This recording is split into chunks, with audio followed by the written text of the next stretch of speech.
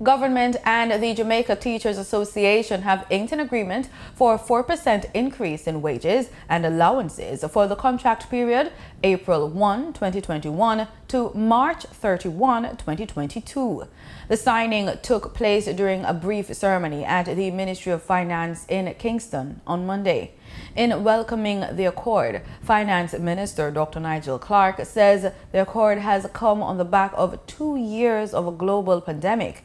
With the pandemic still not over, Mr. Clark says he is grateful to the teachers for putting the national interest first and pledged to further review their compensation packages.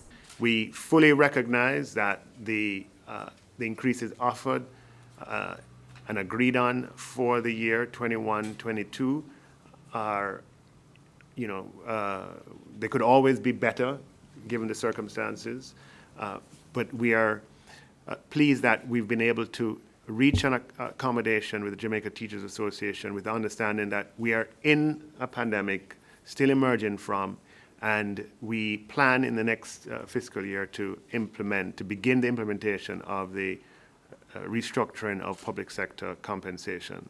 Dr. Clark notes that Jamaica is one of the few countries in this region that offered increases in both 2020 and 2021 in the midst of the pandemic.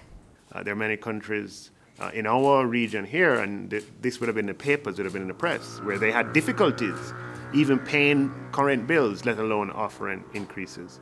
So we have to be thankful for that as well.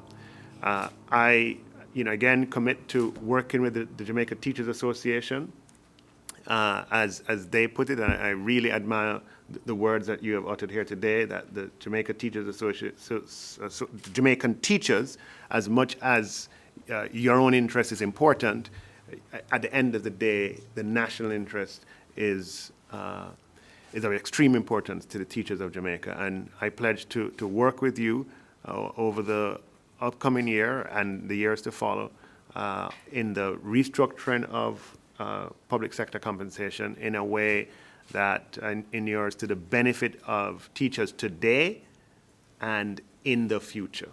JTA President Winston Smith says teachers will always put the interest of the country at the forefront. However, going forward, he wants their compensation to be more aligned with the fiscal realities of the day. It has been a long road, a hard journey, I may say, but there has to come to a point when we converge around common cause.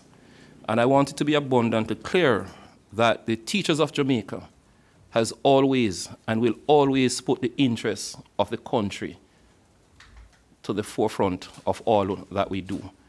Notwithstanding, teachers are human beings that must exist within the economic framework within which a country operates. And therefore, Minister, we are expecting that as we move beyond this point, that our deliberation, discussion, and of course compensation would be more aligned with what the fiscal realities of the countries are as it relates to our salary and compensation, as it relates to inflation rate, and of course the opportunity of sustainability within the profession. And swiftly on the heels of Monday's signing, the Jamaica Police Federation is due to sign a similar agreement with government on Tuesday. In previous months, the union, which represents rank and file members of the constabulary force, protested over the issue of overtime pay with threats of industrial action.